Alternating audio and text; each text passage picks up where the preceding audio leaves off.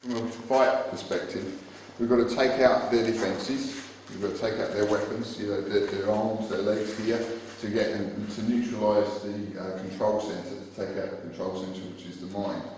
I can't take that out, I can distract it, I can stop it working momentarily while I deal with these and then finish it completely. Okay, but what I need to do is understand that there's an actual process here. So, when somebody comes at you, it'll either be reaching out with the front hand, it might be reaching through with the back hand, okay? It might be reaching out with the front hand and following through with that back hand coming in. Okay? It could be a push, it could be a grab, it could literally just be somebody shoving you and trying to create that space, that was trying to create that intimidation.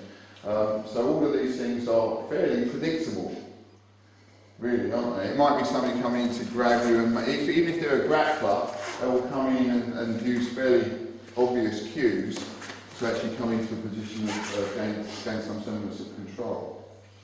So what we want to do is we want to try and neutralise that.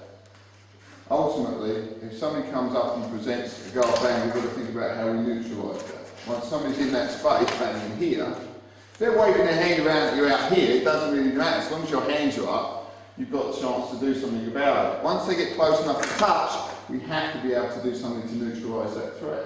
And even if they're just somebody who's going to wag a finger at you, if I come over and pop here, no, doesn't mean they're immediately going to follow on with an assault. If they weren't originally intending to hit you, that's not going to make them hit you. Okay? If that was their intent, when I get to here, they'll fire their technique. So we're going to come in and get into this position here.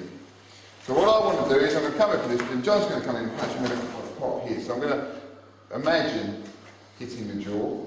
I'm going to let it come straight up past the head. Then I'm going to bring it back into play here. So I'm going to come from this position, I'm going to go pop, pop here, okay? I'm going to go pop and then to finish. Be careful because we want to hit nearer the ear and nearer the spine, but if we can get that, we've got a really good finish. Okay? You've got the points just behind the ear, you've got the point in the spine. GB20, bladder 10. Purely on a caution note, we work to GB20, not to bladder 10, just because it's so near the spine.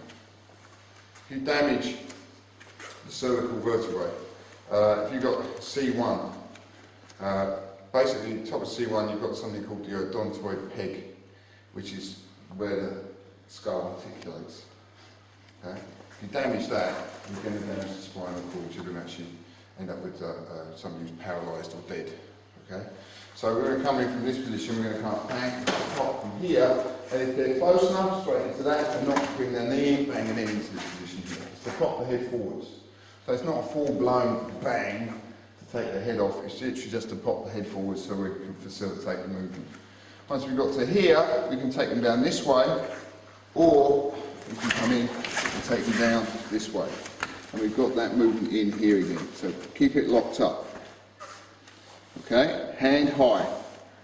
You can see where I'm not even, I don't have to worry about using my hand, I just use my body to press in here. And look what happens to John's legs.